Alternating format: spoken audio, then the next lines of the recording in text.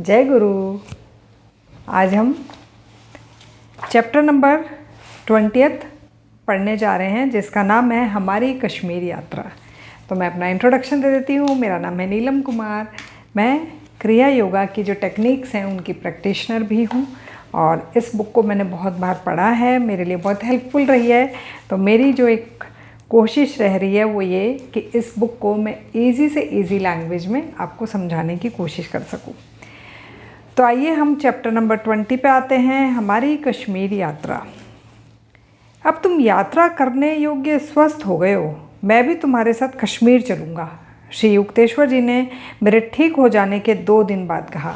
अब इससे पहले वाला चैप्टर अगर आपने रीड करा हो तो उसमें जो मुकुंद हैं उन्होंने कश्मीर यात्रा का प्रोग्राम बनाया था, लेकिन वो कैंसिल हो गया था। तो अब ये जो इनके गुरु हैं वो बोल रहे हैं कि इस बार तो मैं भी चलूँगा तुम्हारे साथ। उसी दिन शाम को 6 लोगों का हमारा दल उत्तर की ओर जाने के लिए गाड़ी पर सवार हो गया। हमारा पहला पड़ाव शिमला में हुआ। हम सड़कों पर घूमे। स्ट्रॉबेरी ले लो। बाजार में बैठी एक वृद्धा चिल्ला रही थी कि स्ट्रॉबेरी ले लो। अपरिचित फलों को देखकर गुरुदेव का कौतूहल जागा। उन्होंने टोकरी भर फल खरीद लिए और पास ही खड़े कन्हई और मुझे खाने को दिए। मैंने एक फल खाकर देखा पर तुरंत ही थूक दिया। कितना खट्टा है गुरुदेव, मुझे स्ट्रॉबेरी अच्छी नहीं लग रही। अमेरिका में तुम्हें यही बहुत अच्छी लगेगी। वहाँ एक रात्रि भोज में जिसके घर तुम खाना खा रहे होंगे, उस घर की गृहिणी तुम्हें मलाई और शक्कर के साथ स्ट्रॉबेरी देगी। जब वह कांटे से स्ट्रॉबेरियों को कुचल कर तुम्हें देगी तब कहोगे कितनी स्वादिष्ट है स्ट्रॉबेरी। तब तुम्हें शिमला में आज का दिन याद आ जाएगा। अब ये देखो, इनके जो गुरु हैं इनको कई सालों बाद जो घटना घटने वाली है उसको इन्होंने पहले से पढ़ लिया है और ये यहाँ पे बता रहे हैं कि कई सालों बाद तुम्हें यही फल अच्छा लगेगा। श्री युक्तेश्वर जी की भविष्यवाणी मेरे दिमाग से निकल गई थी, परंतु वर्षों बाद मेरे अमेरिका जाने पर याद आ गई। मैसाचुसेट्स प्रांत के वेस्ट सोमरविल नगर में श्रीमती एलिस टी हैसी, जिन्हें योग माता भी बोलते हैं, के घर में एक रात्रि भोज पर मैं निमंत्रित था।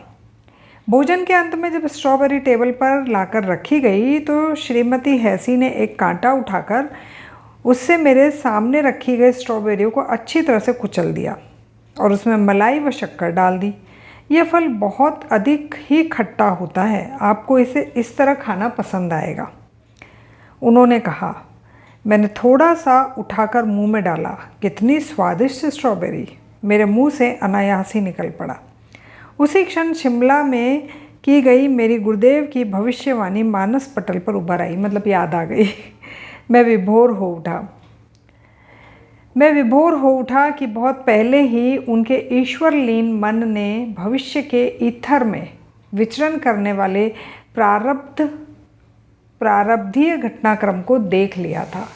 भविष्य के ईथर में, अगर आप लोगों ने एक टाइप का कोर्स होता है आकाशीय रिकॉर्ड, उसमें भी ये बोला जाता है कि हमारा पास्ट हमारा फ्यूचर ऑलरेडी लिखा हुआ है। अगर आपको फ्यूचर में जाके वो रिकॉर्ड्स रीड करने हैं तो उसके लिए कुछ प्रैक्टिसेस होती हैं, मतलब वही ध्यान वगैरह और ये सब करना। तो ये बता रहे हैं कि जो मेरे गुरु हैं वो भविष्य के ईथर में, यानी कि भविष्य के ईथर मतलब इलेक्ट्रॉन प्रोटॉन मॉलिक्यूल्स, फ्यूचर के मॉलिक्यूल्स को वो पढ़कर समझ पा रहे थे कि किस तरीके से वो घटना कभी घटने वाली है, और वो मुझे प्रेजेंट में उस घटना के बारे में बता रहे थे। हम लोगों ने बहुत बार सुना है ना कि भविष्यवाणियाँ भारत में तो स्पेशली बहुत होती हैं और बहुत सारे लोग जो ध्यान करते हैं उनको पहले से ही कुछ सही या गलत होने का आभास होने लगता है। हम लोग रावलपिंडी जाने के लिए गाड़ी में बैठ गए। वहाँ से कश्मीर की राजधानी श्रीनगर तक की 7 दिन की यात्रा के लिए हमने 2 घोड़ों द्वारा खींची जाने वाली एक बड़ी बग्गी किराए पर ली, जो चारों ओर से बंद थी और उस पर छत भी थी। हमारी इस उत्तर की और यात्रा में हिमालय की विस्तरणीय दृष्टिगोचर होने लगी। ओके, ये शब्द कटा हुआ है, समझ में नहीं आ रहा। हमारे इस उत्तर की और यात्रा में हिमालय की दृष्टिगोचर होने लगी। जैसे जैसे हमारी बग्गी आगे बढ़ रही थी वैसे वैसे पर्वत शोभा के बदलते सुंदर दृश्यों को देखकर हम मुग्ध हो रहे थे। गुरुदेव, आरडी ने कहा, आरडी एक लड़का है, ठीक है, वो भी इनके साथ गया। आरडी ने कहा, आपकी पवित्र संगत में इन वैभवशाली दृश्यों का बहुत आनंद आ रहा है। मतलब कि इनके साथ में जो लड़का है वो गुरुदेव को बोल रहा है कि एक तो आप हैं साथ में और ऊपर से इतना सुंदर दृश्य है, तो बहुत मज़ा आ रहा है। श्री युक्तेश्वर जी मेरी ओर मुड़कर फुसफुसाते हुए धीरे से बोले, ऑडी को उतना आनंद नहीं आ रहा है जितना सिगरेट पीने के लिए उसे पर्याप्त समय तक हमसे दूर हो सकने की संभावना से आ रहा है। मतलब कि वो मुकुंद को बोल रहे हैं कि इसको एक्चुअल में ये पहाड़ देख के उतना आनंद नहीं आ रहा है जितना इसको लग रहा है कि कहीं जैसे मुझे अकेला मौका मिलेगा तो मैं सिगरेट पीऊँगा तो मुझे ज़्यादा मज़ा आएगा। मैंने धीमे स्वर में कहा, गुरुदेव कृपया रंग में भंग मत डालिए, मुझे विश्वास नहीं होता कि ऑडी सिगरेट पीने के लिए बेचैन हो रहा है। ठीक है, मैं ऑडी को कुछ नहीं कहूँगा, गुरुदेव ने हंसते हुए कहा, परंतु तुम शीघ्र ही देखोगे कि जैसे ही बग्गी रुकेगी वह उस अवसर का लाभ उठाने के लिए कितना तत्पर होगा। बग्गी एक सराय पर पहुंच गई, मतलब कि एक होटल बोल दीजिए आप, वहाँ पे पहुँच गई। घोड़ों को पानी पिलाने के लिए ले जाया जा रहा था। ऑडी ने पूछा, गुरुदेव ताज़ी हवा खाने के लिए मैं थोड़ी देर कोचवान के साथ बाहर बैठ जाऊँ, आप बुरा तो नहीं मानेंगे? श्री युक्तेश्वर जी ने अनुमति तो दे दी, पर मुझसे कहा कि उसे ताज़ा धुआं चाहिए, ताज़ी हवा नहीं। बग्गी फिर धूल भरी सड़क पर चलने लगी। गुरुदेव की आंखों में चमक आ गई थी। मुझसे उन्होंने कहा, दरवाजे से गर्दन निकालो और देखो ऑडी कैसी हवा खा रहा है। मतलब क्या था कि बीच में किसी जगह रुके, वहाँ घोड़ों ने पानी वानी पिया और फिर ये आगे फिर से चलने लगे उसी बग्गी में। तो बग्गी क्योंकि पूरी बंद थी तो गुरुदेव और जो मुकुंद है वो अंदर बैठे थे और ये ऑडी जो है वो जो बग्गी चला रहा था उसके साथ जाकर बैठ गया। और क्यों बैठा? क्योंकि बोला कि मुझे बाहर ताज़ी हवा खानी है। मैं देखकर हैरान रह गया कि ऑडी के मुंह से सिगरेट के धुएं के छल्ले निकल रहे हैं। मैंने हार मानकर गुरुदेव की ओर देखा। जैसे जैसे हम मध्य कश्मीर के निकट पहुंचने लगे, हमारे हृदयों में आनंद आशाएं उमड़ने लगी। कश्मीर कमल पुष्पों से भरे सरोवरों की, तैरते उद्यानों की, सुसज्जित शिकारों की, बहुसेतु शोभित झेलम नदी की, पुष्पों से युक्त हरियाली की स्वर्ग भूमि।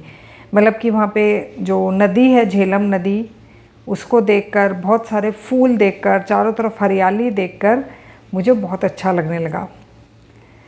श्रीनगर के मार्ग पर दोनों ओर ऊंचे ऊंचे वृक्ष खड़े थे जहाँ से सुंदर पहाड़ नजर आते थे। एक 2 मंजिला धर्मशाला में हमने कमरा ले लिया। वहाँ नल नहीं थे, पास के एक कुएं से पानी लाते थे। वहाँ ग्रीष्म ऋतु बहुत ही सुखद थी। मतलब कि अगर आप यहाँ कहीं रहते हैं, राजस्थान या नीचे जहाँ पे भी, वहाँ गर्मियाँ इतनी अच्छी नहीं होती है, लेकिन ये बोल रहे हैं कि श्रीनगर में ग्रीष्म ऋतु बहुत अच्छी थी। दिन में साधारण गर्मी, रात में हल्की सी ठंड। हम लोग श्रीनगर में शंकराचार्य के प्राचीन मंदिर में दर्शनार्थ के लिए गए। पर्वत शिखर पर दूर से ही स्पष्ट दिखाई पड़ने वाले इस आश्रम पर दृष्टि पड़ते ही मैं परमानंदमय अवस्था में चला गया। उस अवस्था में एक सुंदर देश में पहाड़ी के शिखर पर एक भवन दिखाई देने लगा। शंकराचार्य का भव्य मंदिर उस भवन में परिवर्तित हो गया जहां मैंने वर्षों बाद अमेरिका में सेल्फ रियलाइजेशन फेलोशिप के मुख्य आश्रम की स्थापना करी। जब मैं पहली बार कैलिफोर्निया में लॉस एंजलिस गया और वहां माउंट वॉशिंगटन के शिखर पर स्थित यह विशाल भवन देखा तो तुरंत उसे वर्षों पहले कश्मीर और अन्यत्र अपने अंतर में देखे दृश्यों के भवन के रूप में पहचान लिया। कुछ दिन श्रीनगर में बिताने के बाद हम लोग 8,500 फीट की ऊंचाई पर स्थित गुलमर्ग पुष्पयुक्त पर्वतीय मार्ग पर गए। मैंने जीवन में पहली बार बड़े घोड़ों की सवारी की थी। राजेंद्र एक टट्टू पर सवार था। हम खिलनर्म के लिए निकल पड़े। रास्ता सीधी चढ़ाई का था और घने जंगल से होकर जाता था। कोहरे से ढकी पगडंडियाँ प्राय दिखाई नहीं पड़ती थी। जीवन में पहली बार मैंने चतुर्दिक दृष्टि घुमाकर सब तरफ केवल हिमालय के हिम शिखरों को देखा। पर्वत शिखरों की मालाओं पर मालाएं और ध्रुव प्रदेश के विशालकाय सफ़ेद रीछों की आकृति के समान दिख रही थी। मेरी आंखें सूर्य किरणों उज्ज्वल नीले आकाश की पृष्ठभूमि में अनंत फैले बर्फीले पहाड़ों के विस्तार की शोभा का परम हर्ष से पान कर रही थी।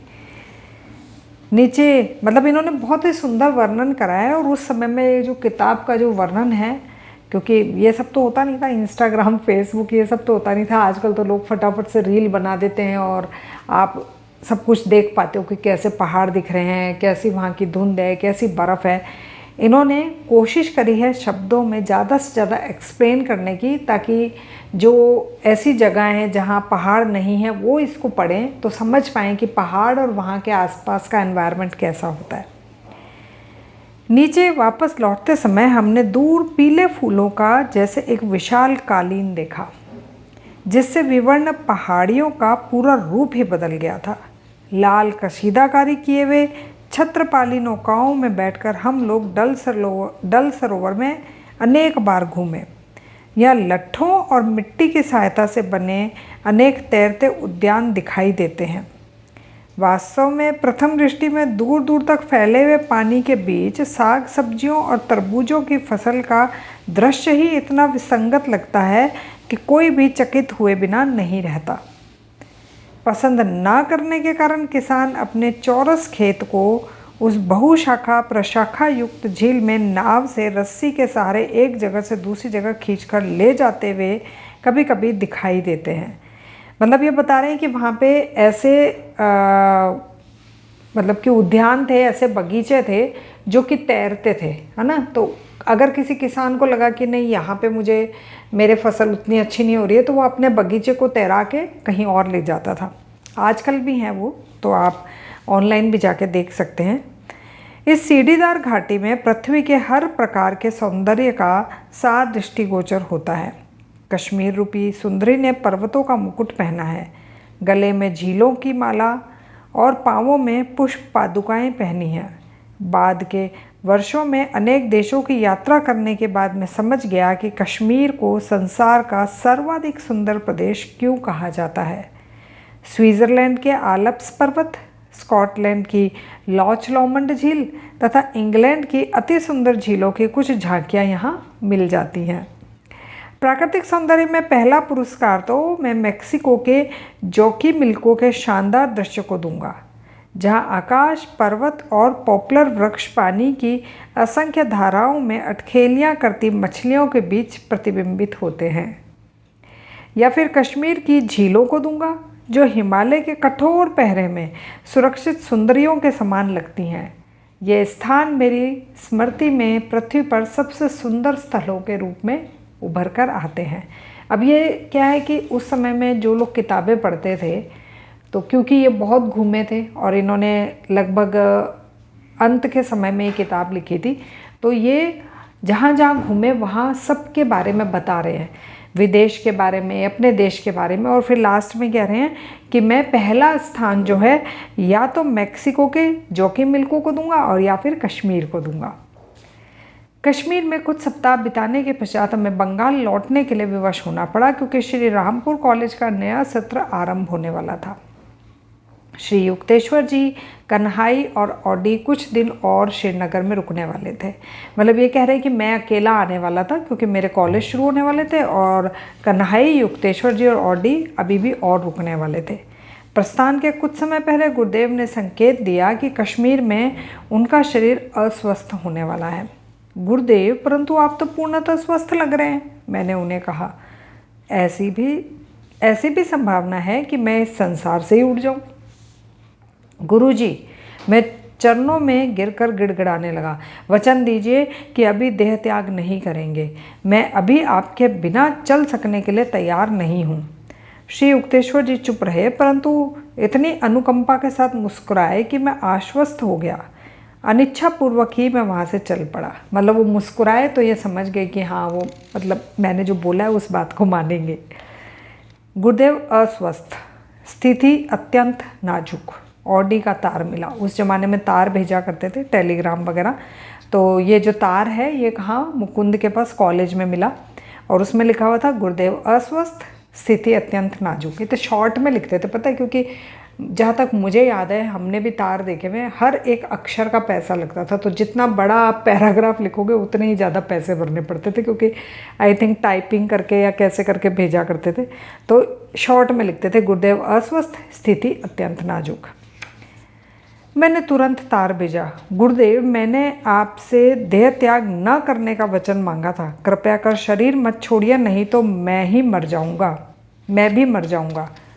तथास्तु, वह गुरुदेव का कश्मीर से जवाब था। कुछ दिनों में ऑडी का एक पत्र आया कि गुरुदेव स्वस्थ हो गए हैं। अगले पखवाड़े जब गुरुदेव श्री रामपुर आए तो उनका आधा शरीर देखकर अत्यंत दुख हुआ, मतलब बहुत कमज़ोर हो गए थे वो। श्री युक्तेश्वर जी के शिष्यों के लिए अच्छी बात यह थी कि श्री युक्तेश्वर जी ने कश्मीर में अपने भीष्म ज्वर की अग्नि में अपने अनेक पापों को जला डाला था। उच्च कोटि के योगियों को एक शरीर से रोग निकालकर अपने शरीर में ले लेने का ज्ञान होता है।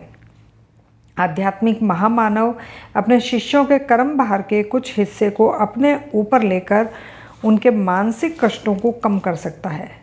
गुरु अपने शिष्यों की दुर्गति को कम करने के लिए अपनी स्वास्थ्य संपदा के कुछ हिस्से को तिलांजलि दे देता है। एक गुप्त योग पद्धति द्वारा संत अपने मन और सूक्ष्म देह को पीड़ित व्यक्ति के मन और सूक्ष्म देह के साथ जोड़ लेता है। ध्यान से सुनिए, क्या कह रहे हैं? एक गुप्त योग पद्धति, मतलब कोई ऐसी पद्धति है जिसमें कोई एक ऐसा मेथड या टेक्निक है जिसमें संत यानी कि जो गुरु है वो अपने आप को शिष्य से जोड़ लेता है। कैसे? उसके मन के साथ में भी और उसके शरीर के साथ में भी। एक गुप्त रोग पद्धति द्वारा संत अपने मन और सूक्ष्म देह को पीड़ित व्यक्ति के मन और सूक्ष्म देह के साथ जोड़ लेता है और इस प्रक्रिया में रोग पूर्ण या आंशिक रूप से योगी के शरीर में संक्रमित हो जाता है। योगी का शरीर मतलब कि गुरु के शरीर में। देह भूमि पर ईश्वर साक्षात्कार की फसल काट लेने के बाद सिद्ध पुरुष अपने शरीर की चिंता नहीं करता। फिर वह दूसरों के कष्ट कम करने के लिए अपने शरीर को रोगग्रस्त होने देता है, तो भी उसके कभी दूषित न हो सकने वाले मन पर उसका कोई प्रभाव नहीं पड़ता। ऐसी सहायता कर पाने के लिए वह अपने आप को भाग्यवान मानता है। ईश्वर में सायुज्य मोक्ष प्राप्त करने में ही मानव देह का उद्देश्य संपूर्ण रूप से पूरा होना अंतर्निहित है। यह हो जाने के बाद सिद्ध पुरुष उसकी जैसी इच्छा हो वैसे अपनी देह का उपयोग करता है। मतलब कि ऐसा कहा जाता ना कि हम अपने ही शरीर के गुलाम हैं। ये जब चाहे तब खाना मांग लेता है, जब चाहे तब सोने को मांग लेता है। तो जो सिद्ध पुरुष होते हैं वो क्या करते हैं? शरीर को अपना गुलाम बना के रखते हैं। तो जैसे जैसे शरीर को अपना गुलाम बनाते हैं तो ये अपने ही शरीर जो सूक्ष्म मन है या सूक्ष्म देह है उससे दूसरों का उपचार भी करते हैं। गुरु का संसार में कार्य है मानव जाति के दुख कम करना। वह आध्यात्मिक उपायों से हो या बौद्धिक उपदेशों से या इच्छा शक्ति द्वारा हो या उनके रोगों को अपने ऊपर लेने के द्वारा हो। देखो बहुत सारे मेथड हैं। आध्यात्मिक उपायों यानी कि स्पिरिचुअल टीचिंग अगर कोई दे रहा है, बौद्धिक उपदेशों, आध्यात्मिक उपाय मतलब कि स्पिरिचुअल मेथड्स के, मतलब आपको कोई मेडिटेशन करना सिखा रहा है, आपको कोई ब्रीदिंग सिखा रहा है या आपको कोई और टेक्निक सिखा रहा है। बौद्धिक उपदेश यानी कि सत्संग जो प्रवचन वगैरह देते हैं, इच्छा शक्ति द्वारा या उनके रोगों को अपने ऊपर लेने के द्वारा वो मानव जाति का दुख कम करने की कोशिश करते हैं। इच्छा मात्र से अधिचेतन अवस्था में प्रविष्ट होकर सद्गुरु अपने शारीरिक कष्ट से अलिप्त हो सकता है, परंतु कभी कभी शिष्यों के लिए उदाहरण स्थापित करने हेतु वह शारीरिक पीड़ा को उदासीन भाव से स्वेच्छा से सहन भी करता है। आध्यात्मिक नियम यह अनिवार्य नहीं बनाता कि कोई गुरु या सिद्ध पुरुष दूसरों को रोग मुक्त करे तो वह स्वयं बीमार हो जाए। तुरंत स्वस्थ करने की विभिन्न पद्धतियां संतों को ज्ञात होती है। संत जन ऐसी ही पद्धति से रोग मुक्त कर देते हैं, परंतु कोई गुरु अपने शिष्यों के क्रम विकास में अत्यधिक गति लाना चाहता है तब वह अपने अवांछनीय कर्मों के बड़े भाग को अपने ऊपर लेकर उनके परिणामों को भोग कर उन्हें निष्फल भी कर सकता है।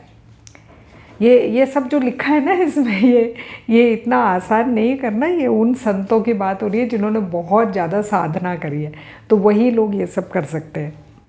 केवल आत्म साक्षात्कार प्राप्त ब्रह्मज्ञानी सिद्ध पुरुष ही अपनी प्राण शक्ति को दूसरों में संचरित कर सकते हैं या उनके रोगों को अपने शरीर में ला सकते हैं। हिंदू शास्त्र कहते हैं कि अपने शरीर को स्वस्थ रखना मनुष्य का अनिवार्य कर्तव्य है, अन्यथा उसका मन भगवत ध्यान में एकाग्र नहीं रह सकता। मतलब कि अपने शरीर को स्वस्थ रखना हमारा खुद की रिस्पॉन्सिबिलिटी है। अति बलशाली मन सभी शारीरिक बाधाओं को पार कर ईश्वर साक्षात्कार को प्राप्त कर सकता है। अनेक संतों ने रोगों की ओर कोई ध्यान न देकर ईश्वर अनुसंधान में सफलता प्राप्त करी है। मतलब कि उनको कोई भी रोग हुए हों तो उस तरफ ध्यान नहीं देते हैं। देखिए, क्योंकि इन्होंने ये बोला है कि कोई भी संत अगर साधना करता है तो इसका मतलब ये नहीं है कि उसकी फिजिकल बॉडी बीमार नहीं होगी, उसका शरीर बीमार नहीं होगा, लेकिन वो कह रहे हैं कि वो उसको इग्नोर करते हैं, उस तरफ ध्यान नहीं देते हैं और अपनी स्पिरिचुअल प्रैक्टिसेस कंटिन्यू रखते हैं।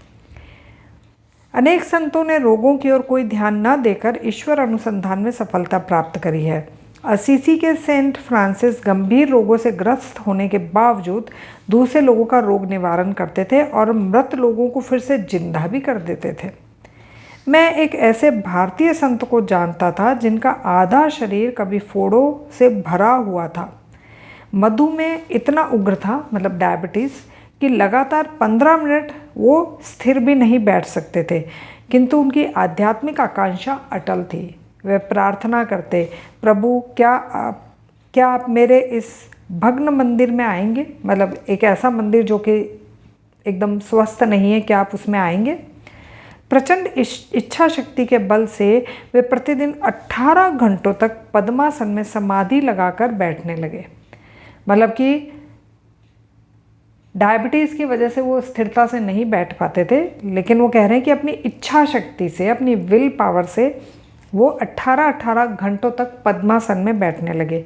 उन्होंने कहा, 3 साल होते होते मैंने ईश्वर के अनंत प्रकाश को अपने भीतर जगमगाते पाया। उसके आनंद में मग्न मैं अपने शरीर को भूल गया।